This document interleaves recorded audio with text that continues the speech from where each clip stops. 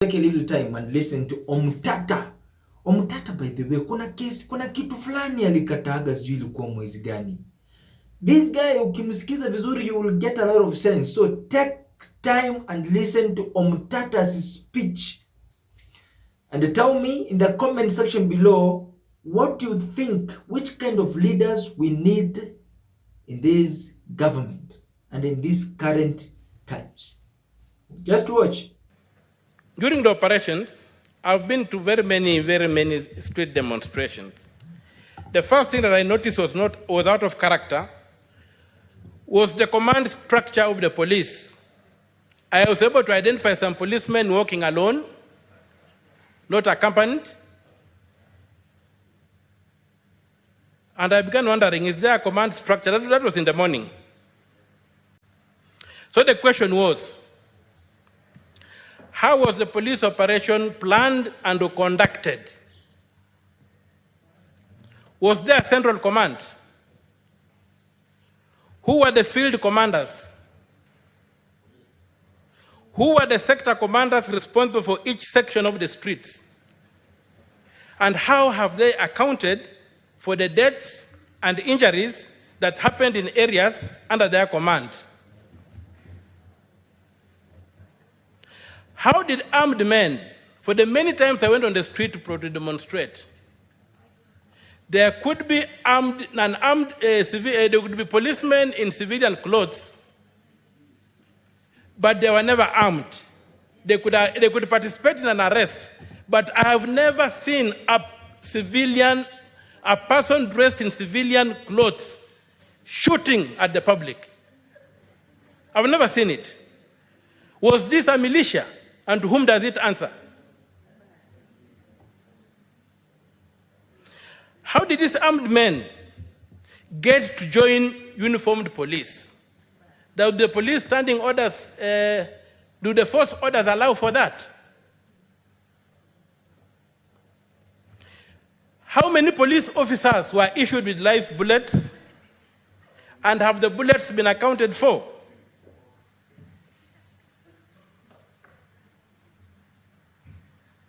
Why was there so much random shooting? How can you have so many people in hospital with gun wounds for a small demo that took place here?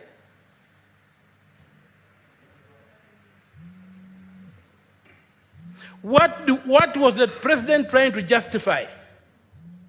And can he get away scot-free from claiming there were criminals when he can't produce one criminal who was shot dead on our streets?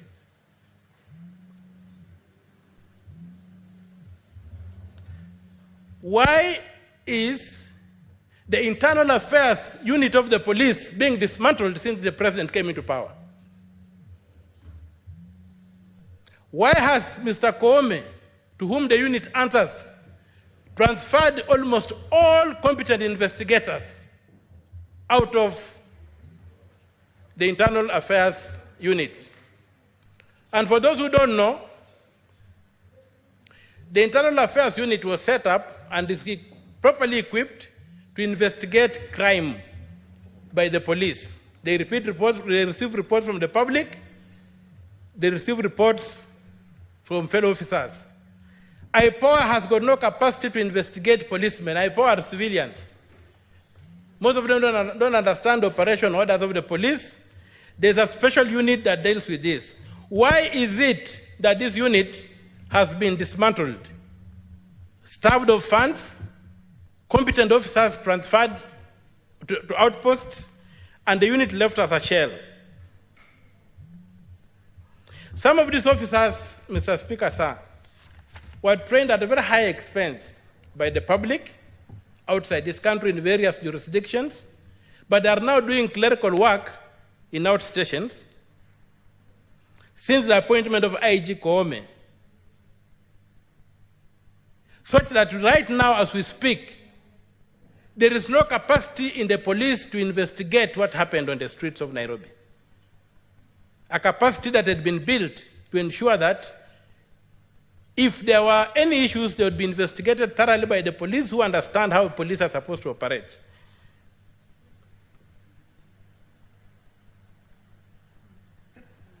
Now, the blood of these children who were killed is crying out for justice.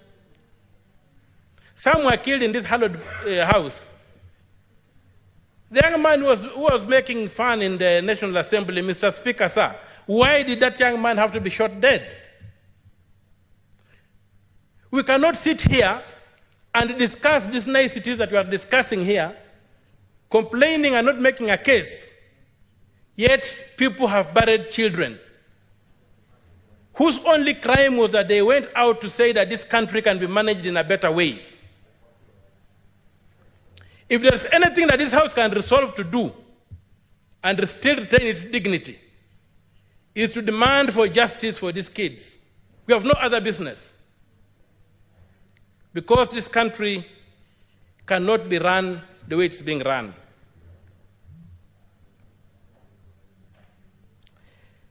The mayhem that happened across Tomboya Street on the other side of the city, for some of us who walked there and saw, it's unbelievable. Forget what happened here. It was unbelievable. The number of people who were shot and killed on those sides is unbelievable. Why are we still having abductions? We are seeing stories in the media that some young men have been abducted after the event and have disappeared and bodies have been recovered. Why is life so cheap in this country? So all that we are speaking here, unless we demand justice for the kids who are killed, unless we demand justice for the blood which is crying out to be atoned, there's nothing we are doing here. We are just repeating, we are just going back to the same usual thing of lulling the country to sleep, pretending that something is being done when absolutely nothing is being done.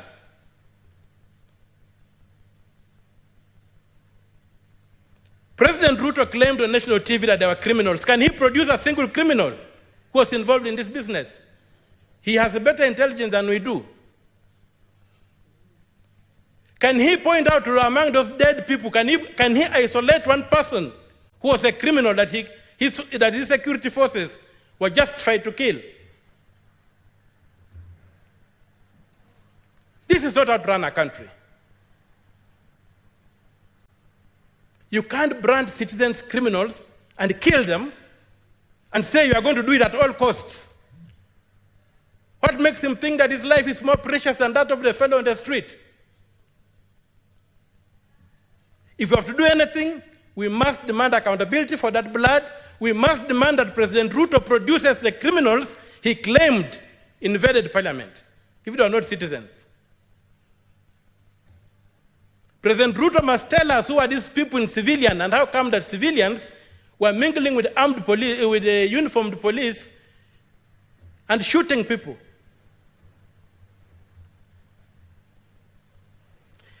The time when people said words and they did not, and they got away with it, I think they are behind us.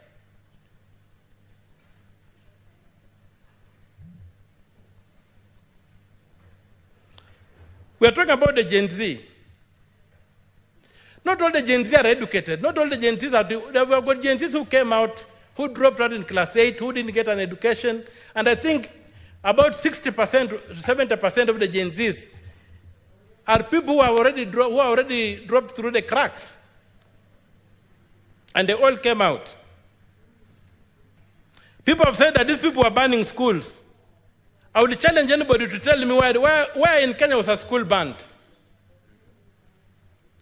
No school has ever been banned in Kenya. And I will repeat it, no school has ever been banned in Kenya because what I have seen, because a school is not a dormitory. When these kids were banning dormitories, what statements were they making about this governance of this country? I have never seen a situation whereby kids have banned books and banned classrooms. Why is it that all the banning was about dormitories? What statement were they making? Were they crying out for justice? Then you come to say that schools were banning. Not a single school has ever been banned in this country. Or I'm not aware, but what I've seen is that the dormitories have been banned in schools, And I know we have got schools that don't have dormitories, but they are still schools. So why were the kids burning the dormitories? We saw another terrible thing happening the other day on our streets. Doctors sleeping outside in the cold, trying to enforce a CBA. Such an important human resource wasting away when we have in a country where people are dying for lack of medication, for lack of attention. And it cannot be true that there's no money to pay these people. You just need to read the reports of the Auditor General, and you'll see that this country is being looted dry. So these people should be employed. We are a Republic of Kenya, and the name Republic is an ideological statement about this country. We have to be governed as a republic.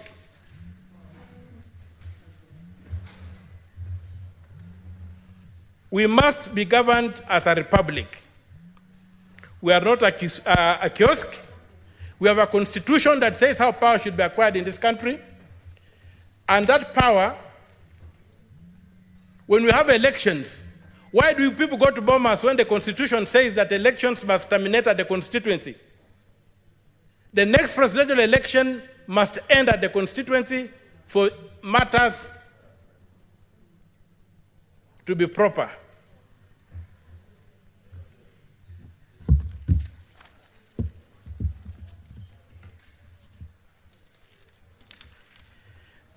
There's been a call of other things. I hear I don't know if the cabinet has been dissolved or stuff like that. That is like putting balm on a wound. What we demand, and what I personally think is ready to happen, is that the entire Kenya Kwanza administration, led by Mr. Ruto, must vacate power.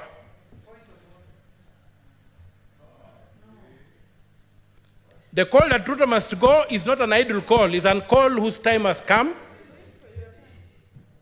It's a call whose time has come. Mr. Ruto told us that criminals were on the streets. He has not produced a single criminal. You cannot be told lies every day. Senator Omtata. Yes, Mr. Speaker. Just have your seat. I made myself very clear on how we are going to conduct ourselves during debate on this motion. Inasmuch as we suspended points of order, I said let us be responsible in the way we debate and let us be factual. You cannot call the president Mr. Ruto. This is not a Kamkunji. This is the Senate of the Republic of Kenya. Proceed. Okay, I can call him Dr. Ruto. And President Ruto. I'm finishing. Dr. Ruto, His Excellency the President. Proceed.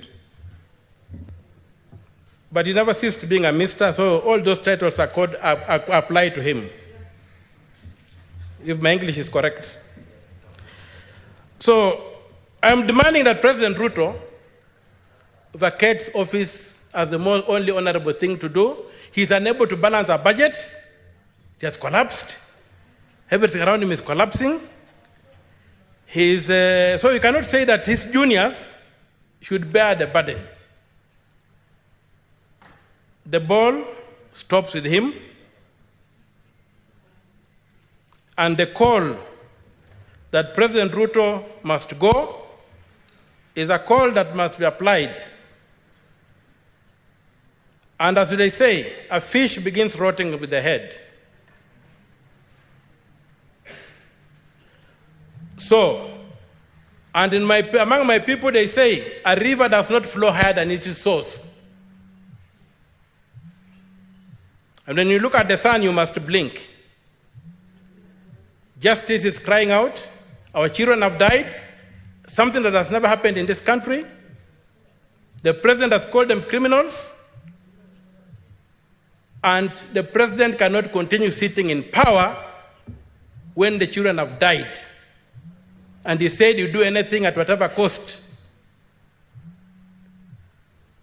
when the Constitution says you can't do anything at whatever cost. So my call is to associate my voice with those who are saying that the president vacates office. There's no room for all these things we are doing here, and we start off with a new slate.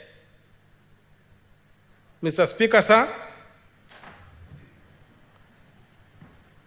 anything less than that will not avenge the blood that has been spilled on our streets.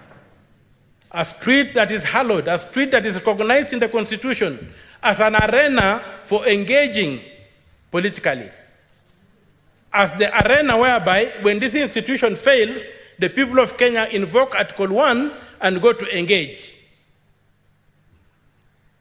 When you desecrate such a venue, you don't do anything. There's not even a call that these things should be investigated. Instead, they're trying to say that we go and have dialogue to assuage, to see, I don't know how to distort what is happening, to do whatever, to see how. I just look at these people like prison guards who are fighting for who becomes the chief warden. Then they learn that there's a prison break. So they all forget about what they were fighting for. They say the first thing we must do is to ensure that this prison is not destroyed. Because their business is the prison.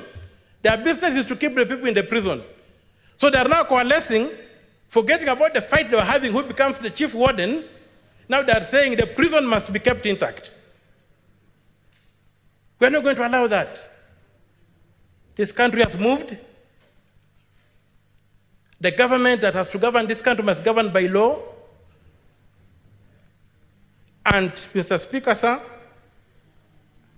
I reiterate my words that if really the president values this country, he should do the honorable thing, fall on his sword. President Ruto, fall on your sword and retain, if you have to retain in order. Yeah, so Mr. President, you have heard what Omutata has just said. These are the kind of leaders, and this is the kind of leadership that we are interested with. From now henceforth, we don't need stories. We need genuineness, and of course, do the honorable thing by just resigning. Please. I rest my case.